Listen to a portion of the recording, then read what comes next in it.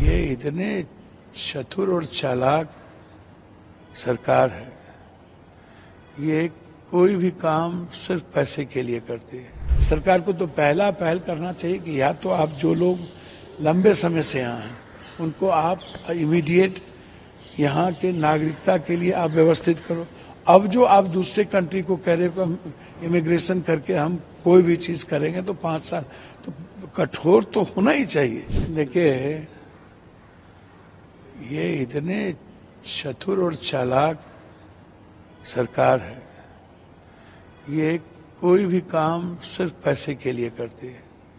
पैसे संग्रह कैसे हो, पूंजीपति उद्योगपतियों को बेनिफिट इनकम टैक्स में कैसे मिले, इनका कोई भी टैक्स, ये इनका टैक्स जो है टॉर्चर टैक्स है। ये आप अभी भी उठा करके देखिए। एक तरफ आप जीएसटी को देखिए, महिषासुर की तरह, भस्मासुर की तरह जीएसटी माथे पर रख दिया गया, खड़ा कर दिया गया। अब जीएसटी में किसी चीज इनकम टैक्स, ये क्यों नहीं जो चंदा देती है जो कंपनी, उसको इनकम टैक्स के तहत कहाँ रख रही है। जितने बड़े बड़े धर्म पीठ हैं, जितने बाबा हैं, जितने लोग सिर्फ इस कंट्री को मतलब धोखा दे करके आवाज कर रहा है कि मैं इस क्लोजर के तहत हम काम कर रहे हैं खाना खिलाने का या हम कुछ बांटने का, एक दिन खाना खिला के और आप सारे टैक्सेस को, इस देश के टैक्सेस को, सबसे ज्यादा चोरी टैक्सेस में तो बाबा, सीएसआर, एनजीओ, आप देखते चलिए जो पार्टियों को चंदा देती है, इस पर कोई कठोर टैक्सेस या कोई बड़ा प्रावधान क्यों नहीं हो पाता है। तो ये जो 4-5 चीजें हैं जो अरबों खरबों की संपत्ति इस कंट्री में, एक तरफ आप 196 लाख करोड़ रुपया आप विदेशी कर्ज लिए हुए हैं, और दूसरी तरफ हमारे ही देश में इतने सोना चांदी पैसे लगभग 300 लाख करोड़ रुपया से ज्यादा मठ धर्म जगहों पर है। तो आप उसका प्रावधान नहीं करते हैं, आप बाबाओं का प्रावधान नहीं करते हैं, आप सीएसआर फंड का प्रावधान नहीं करते, आप एनजीओ जो लूट रहा है उसमें कोई प्रावधान नहीं है।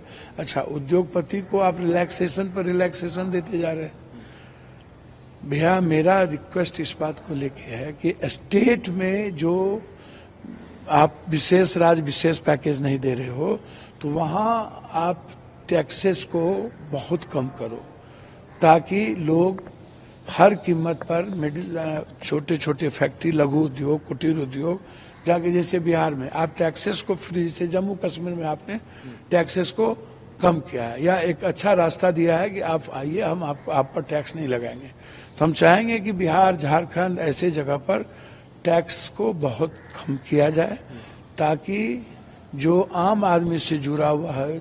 अच्छा, दूसरी चीज, किसान पर टैक्स के चीजों पर इसको, और एजुकेशन, हेल्थ, ये 3 चीज पर टैक्स को इसको सरल बनाने की जरूरत है। सबसे पहला है हेल्थ हर आदमी की जरूरत है।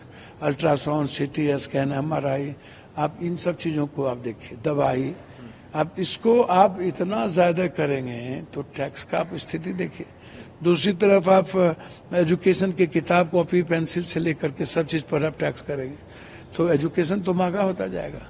और तीसरी चीज, किसान के प्रोडक्टिविटी पर यदि आप टैक्सेस करेंगे तो आप उसको उठा करके देखिए किसान क्या करे। मुझे तो एक बात समझ में नहीं आती है, ये हर चीज अमेरिका से या अन्य चीजों से सीख के जब बहुत सारी चीजें पुरानी हो जाती, बात तो सही।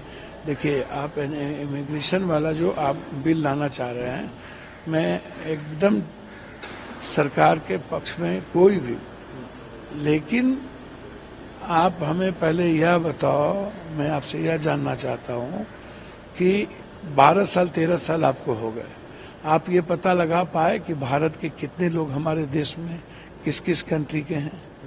क्या एक तो आप सिर्फ वोट बैंक के लिए रोहिंग्या करते हो, जो पूरी दुनिया में 17 लाख है। तो किस किस कंट्री के लोग बिना किसी कागज पेपर के यहाँ हैं? सरकार को तो पहल करना चाहिए कि या तो आप जो लोग लंबे समय से यहाँ हैं उनको आप इमीडिएट यहाँ के नागरिकता के लिए आप व्यवस्थित करो। अब जो आप दूसरे कंट्री को कह रहे हो हम इमिग्रेशन करके हम कोई भी चीज करेंगे तो 5 साल, तो कठोर तो होना ही चाहिए, इसमें कोई बहस नहीं है। इमिग्रेशन के सवाल पर मेरा मानना है कि हर कीमत पर बाहर से आने वाले लोगों का पता हमारे देश को होना चाहिए। कोई भी हमारी कंट्री में प्रवेश कर जाए, लेकिन जैसे हम नेपाल जाते हैं, नेपाल के साथ इनका क्या प्रावधान होगा ये बताए ना। और भी कंट्री के साथ इनका इमिग्रेशन का नहीं है।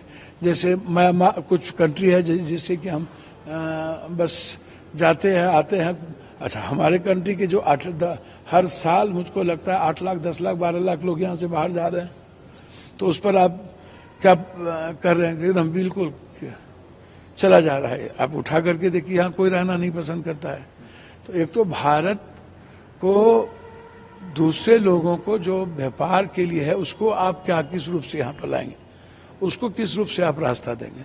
तो इमिग्रेशन तो किसी भी देश के लिए इम्पोर्टेंट है और मैं समझता हूँ कि निश्चित रूप से इसको व्यापक रूप से चर्चा करके इस बिल को कि इसका और क्या प्रावधान हो सकता है, हमारे कंट्री के लिए भी रास्ता क्या बाहर जाने का हो सकता है, क्या हमारे लोग बाहर जाके कैसे अच्छा बिजनेस कर सकें और बाहर के लोग हमारे यहाँ आकर के किस तरीके से हमारे कंट्री को डेवलप करने में जो उनकी भूमिका, उसके लिए हमारा क्या प्रावधान होगा, या जो लोग आ रहे हैं कहीं से बचने के लिए उसके लिए क्या प्रावधान। तो इमिग्रेशन का भी कई व्यापक चर्चा के बाद ही कोई चीज हो तो ज्यादा अच्छा है। मैं आज भी कह रहा हूं, यदि सहमति तो कोई दिक्कत नहीं है। यदि आप किसी भी बिल को किसी भी धर्म, मजहब, वर्ग, समूह, क्षेत्र, भाषा के खिलाफ आप कोई निर्णय लाते हैं तो वह हमारे देश के संस्कृति, हमारे देश की सभ्यता, वसुधैव कुटुंब, हमारे देश के डेमोक्रेसी, संविधान को सॉवरेन कल्चर के खिलाफ होगा। संविधान किस बात की इजाजत देता है और हमारे देश को जो संविधान में धर्म को लिबर्टी मिली है, या किसी भी धर्म और मजहब को, किसी भी भाषा को, यदि आप संविधान के आधार पर कोई ध्यान नहीं रख के काम करते हैं तो विरोध होगा।